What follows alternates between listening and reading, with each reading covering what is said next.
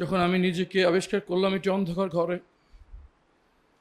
চোখ বাঁধা অবস্থায়, হাত করা পর অবস্থায়, তখন আমি নিজেই মিথ্যা বলছিলাম। আমি নিজেকে বলছিলাম যে হতে পারে না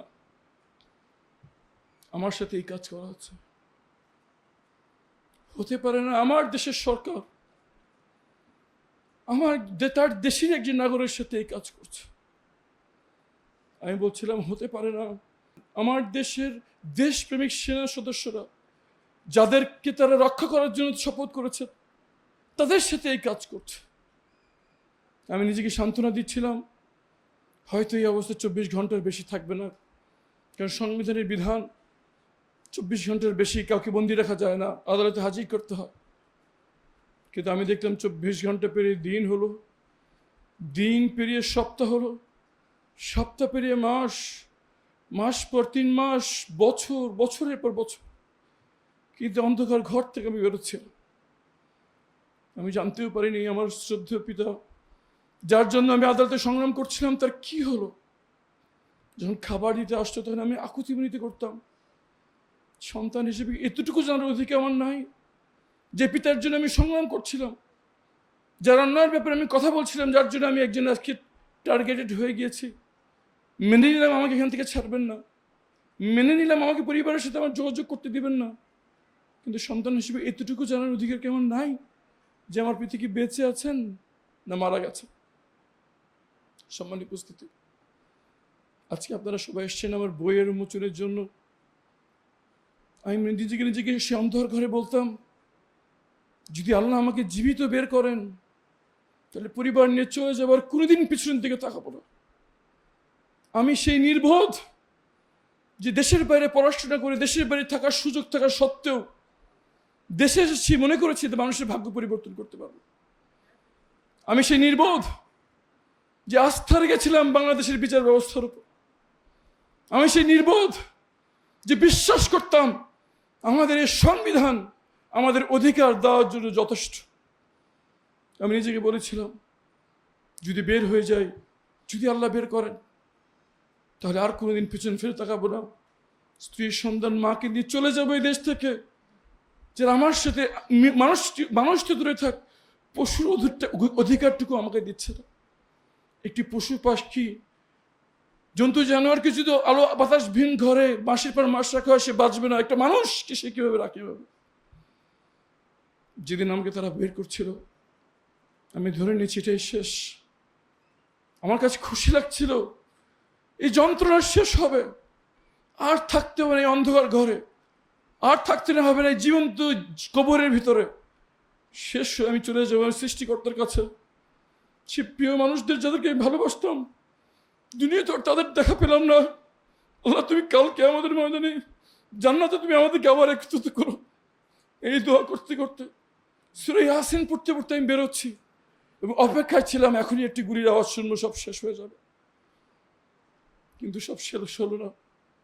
পরে জানতে পারলাম কিছু নিরাপদ বাচ্চা ছেলেমেয়ের শাহাদাতের বিনিময়ে আল্লাহ ফ্যাসিবাদকে বিতাড়িত করেছেন, আমাকে ফিরিয়ে দিয়েছেন আমার পরিবারের কাছে। আমি তখনও সেই মুহূর্তে অটল ছিলাম যে আমি থাকবো না, দেশে চলে যাব। দরকার নাই, যেখানে অধিকার নাই, যেখানে আইন নাই, যেখানে আদালত নাই, যেখানে সংবিধান নাই, থাকবো না সেই দেশে। কিন্তু যখন সুমন ভাইয়ের মেয়ের দিকে তাকাই, যখন তার হাহাকার শুনি, যখন সে প্রশ্ন করে এখন আমার বাবা কোথায়, তখন মনে করি সৃষ্টিকর্তা আমাকে নিজ হাতে জীবিত রেখেছেন। আমার দায়িত্ব কথা বলা তাদের জন্য যারা জীবিত বের হতে পারে না। আমি যখন সুমন ভাইয়ের আর্তনাদ ছড়িয়েছি, বাবা তুমি আবার সুমনকে দেখছো, তখন বলি না, আসুক যত বিপদ, আসুক যত হুমকি, যাবো না এই দেশ থেকে। এই দেশের মানুষের অধিকার আদায় করে থাকবো এই দেশে ইনশাআল্লাহ। যে কদিন জীবিত আছি এই মানুষের অধিকার আদায় সংগ্রামে নিয়োজিত থাকবো ইনশাআল্লাহ। এই দেশের মানুষ রক্ত দিয়ে আমাদেরকে দ্বিতীয় জীবন দিয়েছেন। যে কদিন বেঁচে আছি, যে কদিন আল্লাহ হায়াত রেখেছেন, যেদিন কদিন কথা বলার সাহস আছে, কথা বলে যাব। আমার সঙ্গে উপদেষ্টা আমার বোন সঞ্জিদা, তাদের সংস্থা মায়ের ডাক, যখন আমি ছিলাম না তখন আমার পরিবার জানতো না কি করবে, তখন এই মায়ের ডাক ছিল আশাস্থল। যেখানে সব ভিক্টিমরা একসঙ্গে কথা বলতো, একসঙ্গে দাঁড়িয়ে সাহস পেত। আমাদের আর কেউ নেই, পরিবারগুলো আমাদের সাথে আছে। অন্তরে অন্তঃস্থল থেকে আমার বোন সানজিদা ইসলাম তুলি, তার মা, তার বোন, তার পরিবার, যারা আমার রক্তের আত্মীয়রা যখন আমাদের পাশে থাকে নাই, তারা আমাদের পাশে ছিল। যখন কেউ আমাদেরকে চিনত না, তারা আমাদের খোঁজখবর নিয়েছে, কথা বলেছে, জিজ্ঞেস করতে কোনো সমস্যা আছে কিনা। আর পরিবার কৃতজ্ঞ, আমি কৃতজ্ঞ। আমি কৃতজ্ঞ ইউভয়েড এবং অন্যান্য ভিক্টিমদের সংগঠন। এই বিপ্লব পরবর্তী সময় আমরা মনে করেছিলাম আমাদের আর কিছু দুশ্চিন্তা থাকবে না, কিন্তু এখনো অনেক ভিক্টিম যারা বেরিয়ে এসছেন জীবন নিয়ে, স্বাভাবিক জীবনে ফিরতে পারছেন না, পড়াশোনা নেই, ভালো চাকরি হচ্ছে না, ব্যবসা করতে পারছেন না, একটা ভালো বাসা ভাড়াও দিতে পারছেন না। কেমন করে সম্ভব এই বিপ্লবের পরও স্বাধীন বাংলাদেশে এই মানবতার জীবনযাপন?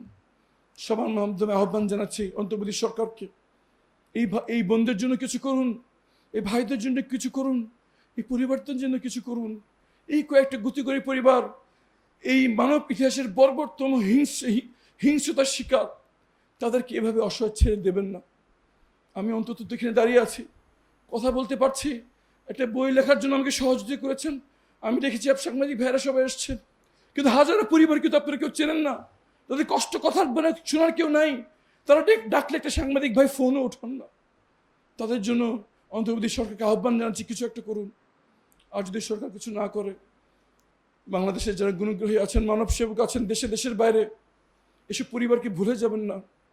তাদের সাথে যা করা হয়েছে, তার এই দুনিয়ায় কোনো ক্ষতিপূরণ কোনোদিন সম্ভব না। হয়তো তাদের পাশে দাঁড়িয়ে সৃষ্টিকর্তাকে সন্তুষ্টি আমরা অর্জন করতে পারি। আজকে শুধু এই কথা বলে শেষ করছি, আমাদের হতাশ হলে চলবে না, আমাদের আস্থা রাখতে হবে। জুলাই যোদ্ধারা আমাদের আস্থার নতুন জীবন দিয়েছেন। যখন পুলিশ বাহিনী উধাও হয়ে গেছিল, তখন বাচ্চা ছেলেমেয়েরা যাদেরকে তার পিতামাতা তাদের কাছ থেকে কিছু আশা করে না, তার রাস্তা দিয়ে ট্রাফিক কন্ট্রোল করেছেন। এই বাচ্চা ছেলেমেয়েরা আমাদেরকে আবার স্বপ্ন দেখতে শিখিয়েছে। আমি আবার স্বপ্ন দেখি এমন বাংলাদেশের, যেখানে থাকবে না আঞ্চলিকতার বৈষম্য, যেখানে থাকবে না মতাদর্শ ধর্ম নিয়ে বৈষম্য। আমার শুধু চিনবে মানুষ, আমার শুধু চিনবে কে নাগরিক। সবাই কাঁধে কাঁধ মিলিয়ে, হাতে হাত মিলিয়ে, ভাই বোনের মতো সবাই একসাথে বসবাস করব এবং পরবর্তী বংশধরদের জন্য একটি সুখী, সমৃদ্ধশালী, ঐক্যের বাংলাদেশ রেখে যাবো ইনশাআল্লাহ। সবাইকে আহ্বান জানাচ্ছি, আসুন আমাদের এই গুম পরিবারে আমরা যে মাঠে নেমেছি, বাংলাদেশের তরুণরা যে মাঠে নেমেছে, সকল ভেদাভেদ ভুলে পুরুষ, নারী, বয়স্ক সবাই আমরা ভুলে যাই। আমরা মানুষ এবং নাগরিক। এই বাংলাদেশ আমাদের, এই বাংলাদেশকে আমাদেরকে পরিবর্তন করতেই হবে। এই বাংলাদেশকে আমাদের জন্য বসবাসযোগ্য করতেই হবে। এমন বাংলাদেশ আমাদের গড়তে হবে যেখানে সংবিধানের উপরে কেউ কথা বলতে পারবে না। একজন মানুষের অধিকার, সে যতই ক্ষমতাশীল ব্যক্তি হোক, সে যতই ক্ষমতাশীল দল হোক, সে যতই অধপত্যবাদী শক্তি হোক, আমার দেশের মানুষের অধিকার কেউ কোনোদিন নিতে পারবে না। এমন দেশ গড়ার কাজে আমরা আসুন সবাই একসঙ্গে ঝাঁপিয়ে পড়ি এবং নতুন বাংলাদেশের সূচনা না করে আমরা ঘরে ফিরবো না। সবাইকে কষ্ট করে আসার জন্য, অনেকক্ষণ ধৈর্য ধরে কথা শোনার জন্য ধন্যবাদ। সম্মানিত অতিথিবৃন্দ, এত ব্যস্ত সময়ের মধ্যে তারা এসছেন, অন্তর থেকে ধন্যবাদ জানাই। আমরা কৃতজ্ঞ আপনাদের এই সহযোগিতা, আমরা এই পর্যন্ত এসেছি। আপনারা সবাই যদি আমাদের সাথে থাকেন, হয়তো সেই স্বপ্নের বাংলাদেশ আমরা গড়তে পারবো। সবাইকে অসংখ্য ধন্যবাদ আসার জন্য। বিশেষ করে কৃতজ্ঞতা জানাচ্ছি ডাকসু এবং ভিপি সাদিক কাইয়ুম এবং অন্যান্য সদস্যদের যারা এই অনুষ্ঠানকে বাস্তবতার রূপ দিয়েছেন। অন্তর থেকে ধন্যবাদ জানাই প্রচ্ছদ প্রকাশনী, যারা আমার লেখার কোনো হাতই ছিল না, আমি শুধু মুখে অডিও রেকর্ড করেছি, আমার বোনেরা সেটা টাইপ করেছেন, তারা সেটা একটি বইয়ে রূপান্তর করেছেন। অনন্ত ধন্যবাদ তাদের নিরলস কাজের জন্য। এবং ধন্যবাদ কৃতজ্ঞতা জানাচ্ছি সাংবাদিক ভাই বোনেরা, যারা কষ্ট করে ব্যস্ততার মধ্যে এসছেন। আপনারা জাতির কণ্ঠস্বর, আমাদের কথাগুলোকে জাতির কাছে পৌঁছে দেবেন। হয়তো আমাদের কথা শুনে যারা ঘরে বসে আছে, তারা অনুপ্রেরণাভাবে মাঠে নেমে আসুন। সবাই মিলে গড়ি স্বপ্নের বাংলাদেশ। আসসালামু আলাইকুম রহমতুল্লাহ বারকাত।